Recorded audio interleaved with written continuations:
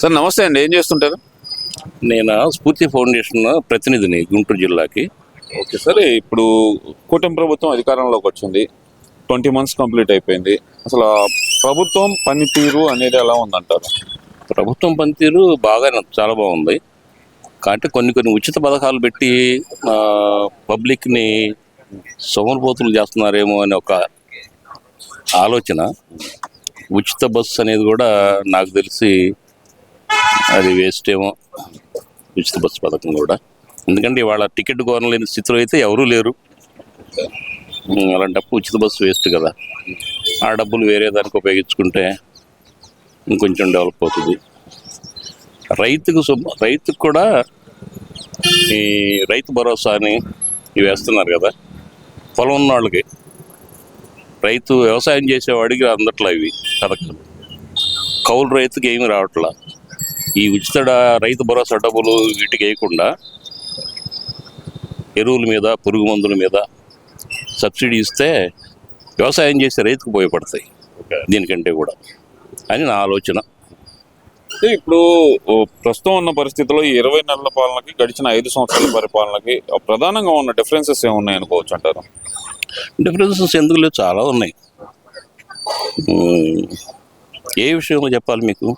ఈ అభివృద్ధి కానీ, సంక్షేమం కానీ, లేదంటే విద్యలో కానీ, అన్నిట్లో వేటిలో అయినా సరే. అసలు విద్యలో వెనకబడిపోవడానికి కారణం గత 5 సంవత్సరాలని నేను అనుకుంటున్నాను.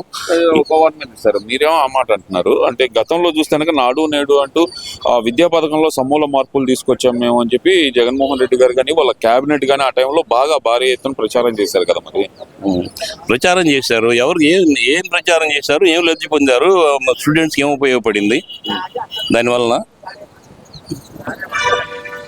ఏం ఉపయోగం? డిజిటలైజేషన్ చేసాం, ఇంగ్లీష్ మీడియం ప్రవేశపెట్టాం మేము, అసలు దానికి ఆద్యులం మేమే అనేది వాళ్ళు క్లెయిమ్ చేసుకుంటారు. ఓకే, అది కరెక్టే, ఇంగ్లీష్ మీడియం పెట్టారు.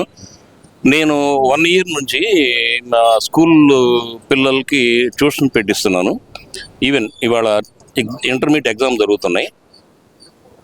మరి 5 సంవత్సరాల నుంచి వాళ్ళు ఇంటర్మీడియట్ అంటే వాళ్ళు దాదాపు 8, 9, 10 ఇంటర్మీడియట్కి వచ్చి ఉంటారు. ఇప్పుడు 5 సంవత్సరాలు కదా.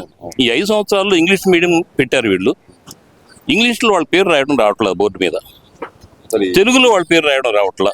ఎందువల్ల? ఎక్కడ లోపం ఉంది? అది ఏం చేశారు అర్థం కాలేదు. మీరు చెప్పిందంటే పేరు రాయటం కూడా రాని పరిస్థితుల్లో ఉన్నారు ఇవాళ. నిన్న ఎగ్జామ్ జరుగుతున్నాయి. అది రోమన్ అంకెలు ఉంటాయి కదా. 4 అంటే ఎలా? వి ఉంటుంది, 1 ఇటు ఉంటుంది, 4 అని. ఆ 4లో 1, 2, 3 ఉంటాయి కింద. 3వ ప్రశ్న జవాబు రాయడానికి వాడు 4 ఏమంటే 4 వేసి కింద 3 వేసాడు. అలా ఉంది. రోమన్ అంకె కూడా తెలియని పరిస్థితిలో వాళ్ళు ఇంటర్మీడియట్ పిల్లలు ఉన్నారు. మరి ఏం డెవలప్ అయిందంటారు గత ప్రభుత్వంలో? అంటే వాళ్ళు చెప్తున్నారు కదా సార్, అసలు విద్యా వ్యవస్థను మార్పులు తీసుకొచ్చింది, సమూల మార్పులు తీసుకొచ్చింది మేమే అనేది చాలా గట్టిగా క్లెయిమ్ చేస్తున్నారు. సరే, గత ప్రభుత్వం తీసేయండి, మరి ఈ కూటమి ప్రభుత్వం వచ్చి 20 నెలలు అవుతుంది అంటే సెకండ్ అకాడమిక్ ఇయర్ జరుగుతుంది. మరి దీని పరిస్థితి ఎలా ఉందంటారు? ఇప్పుడు పెళ్ళి అవగానే పిల్ల పుట్టుడు కదా, కనీసం 9 నెలలు మోయాలి, కరెక్టే కదా. ఎడ్యుకేషన్లో సమూల మార్పులు జరిగి 5 సంవత్సరాల మార్పులు చేశారు. 20 నెలల్లో సడన్గా మారదుగా, గ్రాడ్యువల్గా మారుస్తున్నారు. ఇంకోటి ఏంటంటే, ఇప్పుడు ఏదో ఒక జిల్లాలో 10% తీసుకొచ్చారని చెప్పేసి అన్ని జిల్లాల్లో కూడా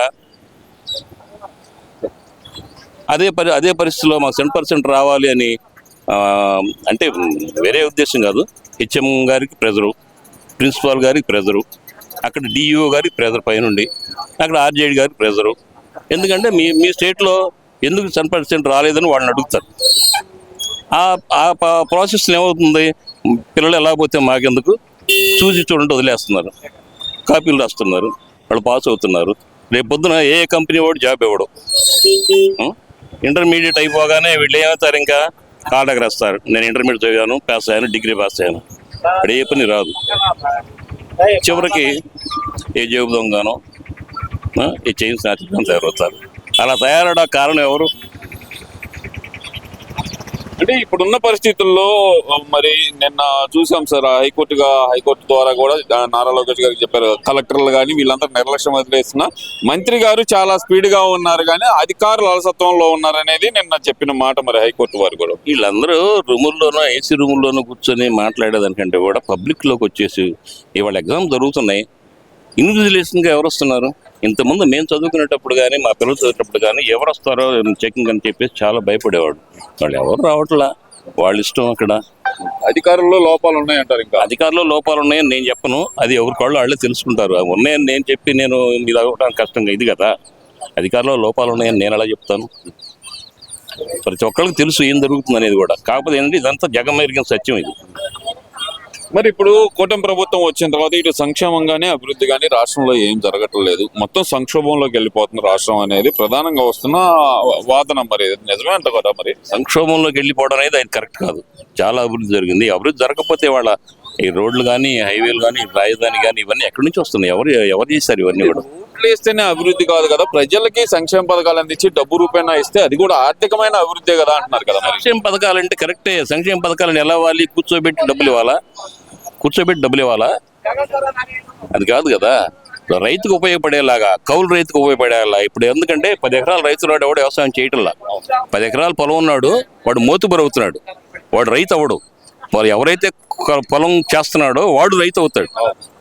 కరెక్టేనా? మోతుబరికి డబ్బులు ఇస్తున్నారు, ఎకరానికి 5,000 6,000. అది ఎవరికి ఉపయోగపడుతున్నాయి?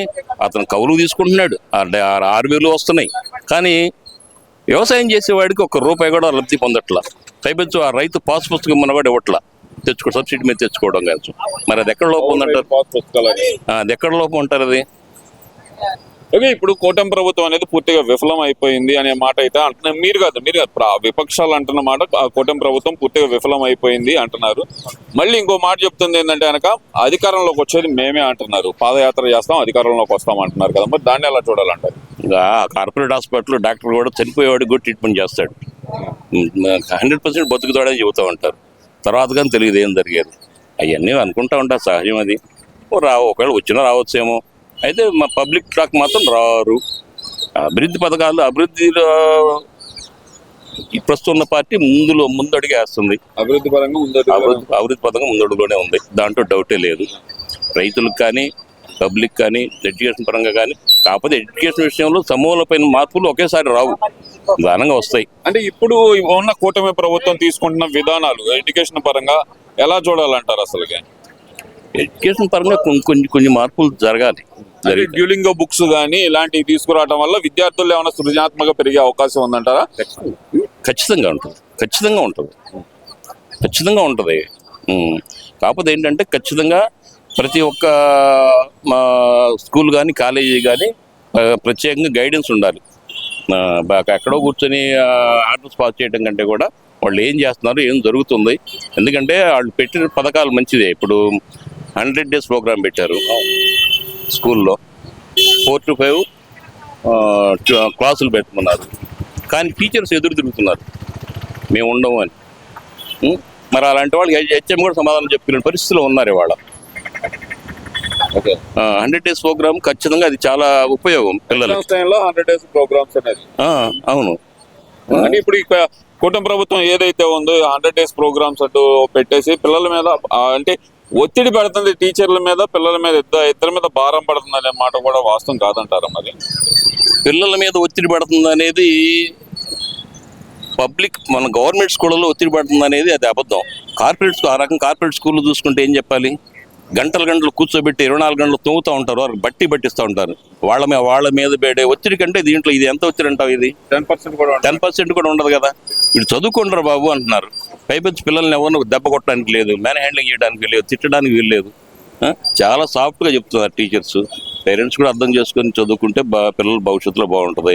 గవర్నమెంట్ కూడా కొన్ని రూల్స్ మార్చాలి ఎడ్యుకేషన్ విషయంలో మాత్రం ఖచ్చితంగా. మరి ఓవరాల్ గా 20 months పరిపాలనలో ఎలా ఉందంటారు? ఎంత పర్సెంటేజ్ అనేది రీచ్ అయిందంటారు ప్రజల దగ్గరికి కూటమి ప్రభుత్వం? అంటే ఇప్పుడు 2 years అవుతుంది.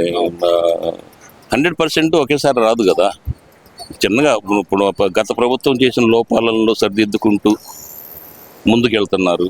అన్ని సడన్గా ఒకేసారి గ్రాడ్యువల్గా మార్చుకుంటూ వెళ్తారు. ఖచ్చితంగా ఈ ప్రభుత్వం 100% అభివృద్ధి పదంలోకి తీసుకెళ్తుందనే ఆలోచన దాదాపు 80% పబ్లిక్లో టాక్ ఉంది.